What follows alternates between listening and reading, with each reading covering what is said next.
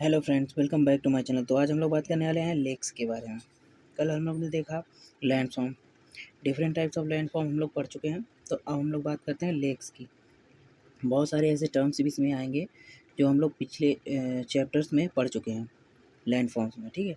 तो I think आप लोग रिवीजन करके आए होंगे, रिवाइज करके आए होंगे, तो क्लियर रहेगा आपको, ठीक है। चलिए शुरू करते हैं। सबसे पहले इंट्रोडक्शन की बात कर लेते हैं। Lakes are among the most varied features of the earth surface. ये बहुत ही डिफरेंट टाइप के फीचर्स होते हैं अर्थ सरफेस पे। They occupy the hollows of the land surface in which water accumulates. और ये लैंड सरफेस जितने होलोज होते हैं उसमें जो वाटर फिल होता है उसको कवर करते हैं। They vary tremendously in size, shape, depth and mode of formation.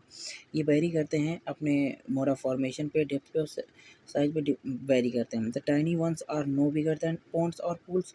कुछ छोटे छोटे इतने होते हैं कि वह तालाब या कोई पूल्स के जैसे होते हैं, बट अगर लार्ज होते हैं तो कितने होते हैं, लगभग उनको सी का नाम दिया जा सकता है। लार्ज इतने बड़े होते हैं, जैसे कि कैस्पियन सी जो कि एक लेक है, which is 760 miles long, as much as 3,215 feet deep, with a total area of 143,550 square miles. Is bigger than the whole Malaysia. Clear? चलिए नहीं।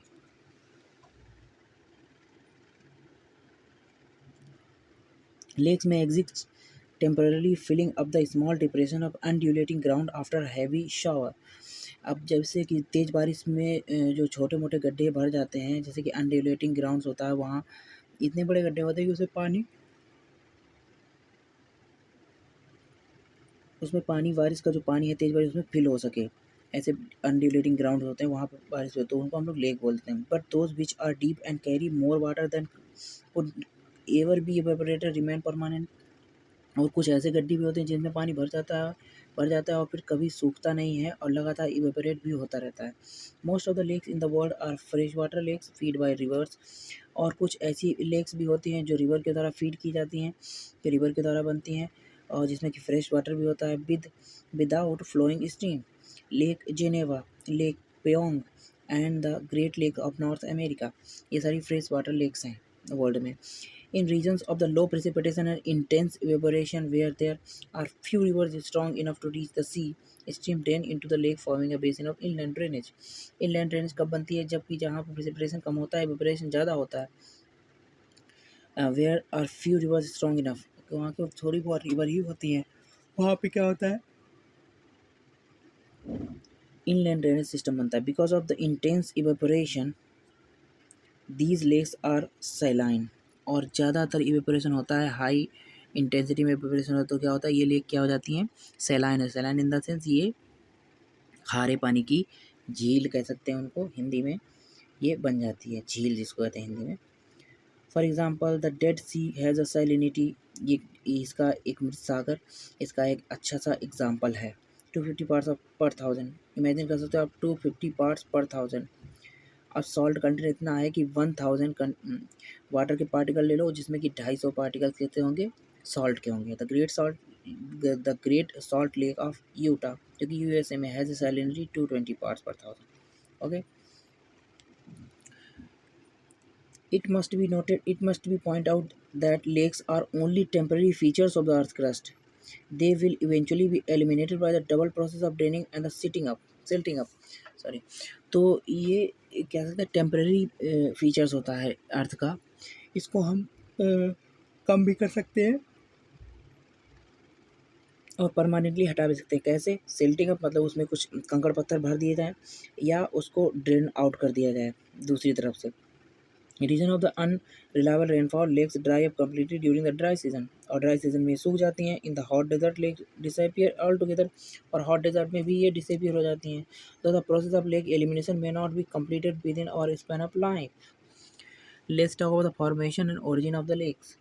The formation and origin of the lake. The following are the various ways in which lakes can be formed. बहुत सारे तरीके हैं जिससे lakes form होती हैं। Each of them is placed in a specific category, और हर लेक को, हर झील को उसकी एक स्पेसिफिक कैटेगरी में रखा गया है on the basis of formation, मतलब वह किस तरह से फॉर्म्ड हो रही है उसको उस कैटेगरी में रखा गया है।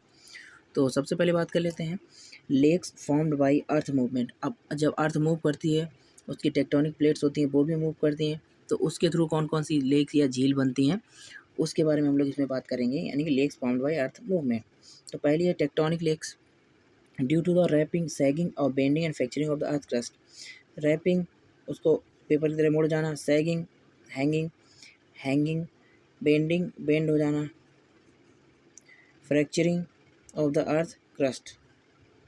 बेंडिंग और रैपिंग में डिफरेंस होता है। बेंडिंग होता है हमारा जैसे कि किसी चीज़ को हम बेंड कर रहे हैं तो उसमें क्या होता है, उसमें उसके लेंथ के अकॉर्डिंग, उसके लेंथ के हिसाब से बेंड करते हैं, ये कैसे भी बन सकता है। Fracturing of the earth crust, और इसके through fracturing of the earth crust टूटती है तब भी उसकी प्लेटें मूव करती हैं, तब जो डिप्रेशन बनते हैं उसमें वाटर फिल हो जाता है। जैसे कि ये लिखा हुआ है, डिप्रेशन अगर such depression give rise to lakes of immense size and depth, they include lake Titicaca occupying huge depression in the intermost plateau of the Andes 12,500 feet above sea level and the highest lake in the world. Okay, ये है एक tectonic lakes जिसमें 12,500 feet की है ends में, and highest lake है in the world tectonic. Caspian sea की बात करें तो 1 लाख यानी कि 1,43,550 square mile, the largest lake among the 5 times larger its nearest rival lake Superior. Caspian sea ये भी एक लेक है और ये भी टेक्टोनिक से ही बनी है, प्लेट के मूवमेंट से, टेक्टोनिक प्लेट के मूवमेंट से ही ये बनी है, इसीलिए उसको हम lake found by the earth movement कह सकते हैं, उसकी कैटेगरी में रखा गया है। बी हमारा है रिफ्ट वैली लेक्स, ये भी उसी के थ्रू बनी है। तो rift valley lake due to faulting, faulting मतलब कि उसमें क्रैक्स, छोटे छोटे क्रैक्स आ जाना अर्थ में, फिर उसके हिसाब से रिफ्ट वैली इज फॉर्म, ये रिफ्ट वैली फॉर्म होता है। फॉल्टिंग मतलब कि जैसे कि पहले सरफेस में क्रैक्स पड़ते हैं, उसके बाद जो जितना हिस्सा होता है ये डाउनवर्ड चला जाता है, उसी का हिस्सा डाउनवर्ड चला जाता है, तो उसको हम लोग फॉल्टिंग कहते हैं। तो एक वैली टाइप की बन जाती है यहाँ पे। Sinking of land between two parallel fault, ठीक है, deep narrow and elongated in character, और फिर वहाँ पे एक डीप लॉन्ग क्या कहते हैं, एक फॉल्ट या गड्ढा टाइप का जनरेट होता है। Water collect in these trough, और इसी ट्रफ में वाटर कलेक्ट हो जाता है, इसको हम लोग झील कह देते हैं। Their floor are often below sea level, और सी लेवल से नीचे भी वह हो सकती है उसका floor. Best known example is east African rift valley which runs through Jambi, Malawi, Tanzania, Kenya and Ethiopia and extend along the Red Sea to the Israel and Jordan over a total distance of 3,000 miles। इतनी बड़ी lake है ये African rift valley, जो कि कितने country से होकर जाती है, जाम्बी, Malawi, Tanzania, Kenya, Ethiopia, red sea to Israel and Jordan, और ये टेक्टोनिक के मूवमेंट से ही बनी है। ठीक है, दूसरा क्या है, दूसरी ये देख लीजिए फिगर इसका, जैसे कि ये हमारा पूरा अर्थ का स्टेट है ये, ठीक। अब क्या हुआ, वाटर कलेक्टिंग ट्रफ, ये वाला पार्ट है, ये देखिए ये इसी का पार्ट है, ये इसका पार्ट है, तो ये क्या हुआ, डाउनवर्ड मूव कर गया, इसका पार्ट भी ये पूरा डाउनवर्ड मूव कर गया, तो क्या यहाँ पे ये ट्रफ फॉर्म हो गया। अब इसी ट्रफ में क्या होगा, ये वाटर कलेक्ट हो गया, बारिश होगी तो वाटर कलेक्ट हो गया, ठीक। और ये देखिए ये भी इधर भी फॉल्टिंग, ये फॉल्टिंग यहाँ से होती है, तो यहाँ से खिसक के यहाँ आ गया इस वाला पार्ट, ठीक है, तो इसको हम रिफ्ट वैली बोल देते हैं। Let's talk about the next classification क्या, lakes formed by glaciation. Glaciation के थ्रू फॉर्म्ड हुई लेक हम लोग अभी पिछले चैप्टर में पढ़ चुके हैं, जो हमने भी पढ़ाया है चैप्टर लास्ट में, ग्लेशिएशन लैंड फॉर्म्स में, तो उसमें हम लोग पढ़ चुके हैं। तो इसमें सर्क्यू लेक्स और टांस है, ये तो आप लोग जानते होंगे। जैसे कि किसी एक लैंडफॉर्म है, उसके ऊपर फिर दूसरी लैंडफॉर्म है, फिर वहाँ पे ये जो आइस पिघलती है, फिर आइस पिघल के नीचे बह जाती है, वहाँ पे एक लेक्स टाइप की बन जाती है जब आइस पिघल जाती है, तो उसको हम सर्क्यू लेक कहते हैं। जैसे लिखा है, glacier on it's way down the valley leaves behind circular hollows. अब क्या है, आइस सीट या ग्लेशियर नीचे वैली से नीचे आता है, लेकिन अपने पीछे क्या छोड़ा था, एक सर्कुलर होलो, जहाँ पे वह बहुत टाइम तक रुका हुआ था। In the heads of the valley up in mountain, और पहाड़ों के बस such hollows are armchair shaped, circle or cories. Their over deepened floor may be filled with water or become circulates। और वही फिर लास्ट जो गड्ढा वो छोड़ के आता है ग्लेशियर, वही गड्ढा किसी बारिश से भर जाता है, और उसको हम लोग कोरी या सर्क्यूलेक्स भी कहते हैं। Red turn in the English lake district. Example देख लीजिए, इसका फिगर देख लीजिए, ये देख लीजिए फिगर, मैंने ग्लेशियर में बताया था। ये जैसे कि ये पूरा हमारा एरिया है, पूरा माउंटेन है। अब ये हैंगिंग वैली है, ये हैंगिंग वैली है सारी, क्योंकि ये इसके ऊपर है। अब क्या होगा, यहाँ से ग्लेशियर कोई जमा हुआ था, यहाँ पे ग्लेशियर भरा हुआ था, यहाँ पे भी आइस शीट्स थी, यहाँ भी आइस शीट से पूरा कवर हुआ था। लेकिन जब टेम्परेचर बढ़ा तो आइस शीट्स पिघल के ये उसके फाउंटेन कह सकते हैं कि फाउंटेन के रूप में ये भी फाउंटेन के रूप में ये इसका वाटर आइस पिघल के यहाँ नीचे आ गया ये, और यहाँ पे एक गड्ढा छोड़ गया। तो इसी गड्ढे में फिर वाटर प्रेसिपिटेशन के थ्रू वाटर फिल हो जाता है, तो इसको हम लोग कहते हैं सर्क्यू लेक्स। फिर ये डिप्रेशन बन जाता है, इसको रिबन लेक कहते हैं नीचे।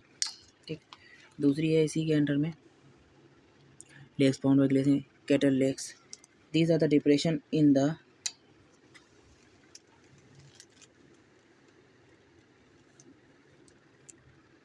outwash plain left by melting of masses of stagnant ice. They are irregular because of the uneven morainic surface, are never of any great size or the depth. अब ये मोरेनिक surface बनते हैं। मोरेनीज़ क्या होती हैं? मोरेनीज़ होती हैं जो इम्प्योरिटीज़ आइस के साथ होती हैं, और जब आइस पिघलती है तो वो वहीं पे छोड़ देता है। और वो इम्प्योरिटीज़ क्या होती हैं? वो होती हैं जैसे कि जिस माउंटेन से होके गुजरती है उसकी छोटी छोटी डेब्रिस फ्रेगमेंट्स, उसी को हम लोग मोरेनीज़ कहते हैं। तो यही morainic surface are never of any great size और डेप्थ, नियर्स ऑफ ये उसका एग्जाम्पल है Shropshire in England, kettle lakes of Orkney in Scotland. तीसरा हमारा है, तीसरी लेक की अगर बात करें तो तीसरी लेक है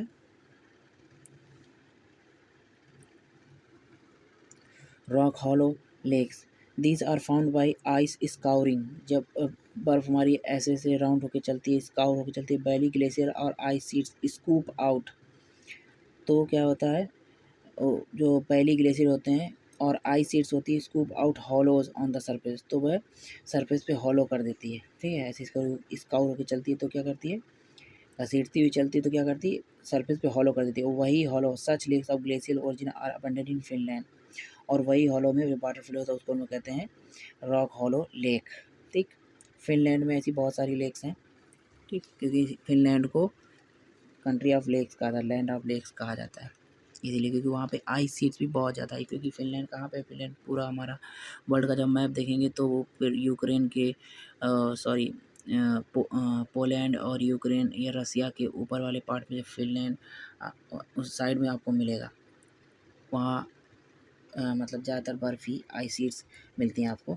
lakes due to morainic damming of valleys, valley glacier often deposit morainic debris. हाँ ये सही है, वैली ग्लेशियर डेब्रिस डिपॉजिट करते हैं across a valley so that the lakes are form. अब क्या है, मोरेनिक्स क्या है, लेक्स के साइड में ये मोरेनिक्स जम जाती हैं तो क्या होता है, ये बैरियर टाइप का फिल कर लेते हैं। जैसे कि मान लो कि एक ये माउंटेन है, ठीक है, अब इसके साइड में कोई ग्लेशियर जा रहा है और यहाँ पे बहुत सारी मोरेनिस इकट्ठा हो जाएंगे तो ये क्या है, ये दीवार टाइप की बन जाती है। फिर ये माउंटेन और ये वॉल, अब इसके बीच में ये वाटर फिल हो जाता है तो उसको हम लोग कहते हैं due to morainic damming. Damming मतलब मोरेनिस एक डैम टाइप का बना लेती है, किसके किसके बीच में, माउंटेन के बीच में जहाँ से ग्लेशियर होकर जा रहा है और जहाँ से ग्लेशियर होकर जा रहा है और माउंटेन के बीच में एक डैम टाइप का बना लेती है, तो फिर वहाँ पे वाटर फिल हो जाता है। वही लिखा है cross valley so that lakes are found when water accumulates behind the barrier, both lateral and terminal bodies are capable of damming valleys lake. ये इसका एग्जांपल है। ठीक, चलिए नेक्स्ट देखते हैं। नेक्स्ट लेक है उसी का पार्ट है, उसी का पार्ट है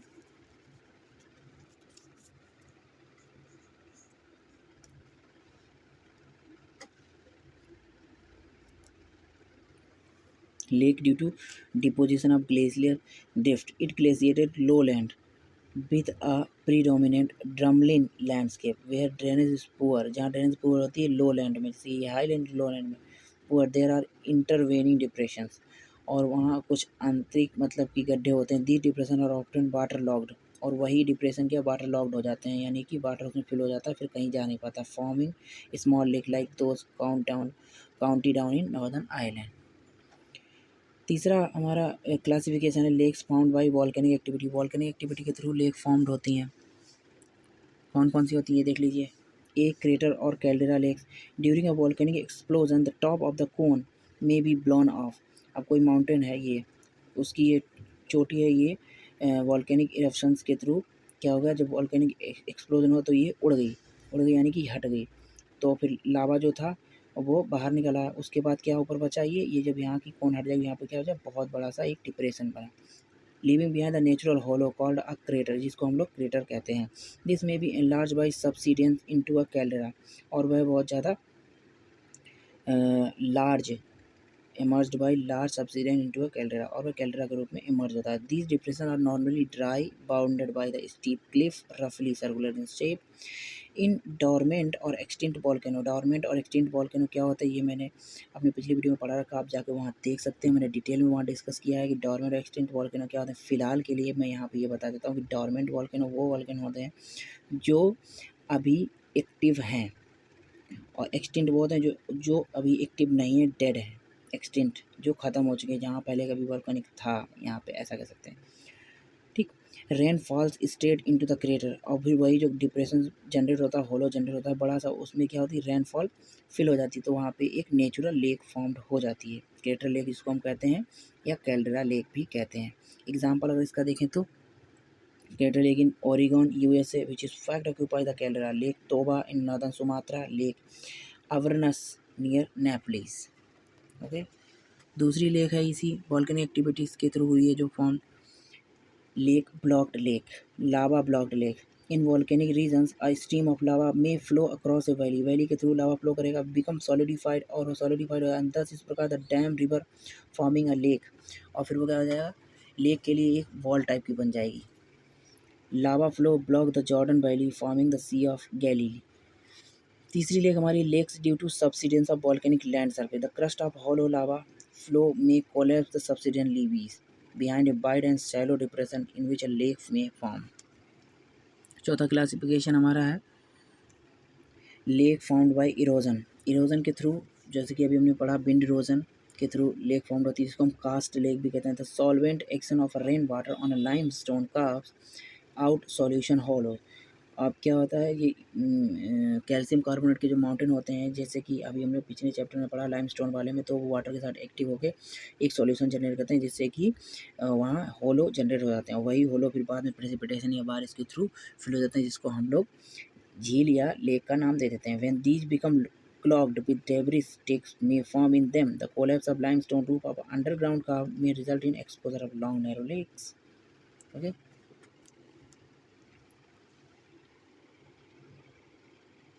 दूसरी लेक है इसी में wind deflated lakes. The deflating action of winds in desert creates hollow. अब क्या होगा, जैसे डेजर्ट्स की अगर बात करें तो डेजर्ट में क्या होता है, विंड बहुत तेज़ से फ्लो करती है, तो उसमें क्या होगा, विंड जब फ्ले करेगी, लेकिन ये क्या डिफ्लेटिंग एक्शन ऑफ विंड, इसमें क्या होगा, विंड तेज़ से फ्लो करेगी, तो उसके जो अर्थ के वो होते हैं, क्या कहते हैं, जो स्मूथ पार्टिकल होते हैं, कह सकते हैं कि जो सॉफ्टर रॉक होता है उसको रेत देती है और हॉलो जनरेट करती है। These may reach ground water which seeps out forming small shallow lakes, और क्या ग्राउंड वाटर सीप कर जाता है वहाँ पे, और वहाँ पे एक लेक फॉर्म हो जाती है। Excessive evaporation causes these two become a salt lake और प्लेयर, और इसमें जो वाटर फिल हो जाता है, लेकिन एक्सेसिव इवेपोरेशन के कारण यहाँ पे एक क्या कहते हैं स्वैम्प, और क्या कहते हैं दलदली टाइप की एक लेक फॉर्म हो जाती है, या बहुत ही सॉल्टी लेक फॉर्म हो जाती है, जिसको हम लोग कहते हैं salt lake. These are found in Qattara depression in Egypt, Great Basin of Utah USA.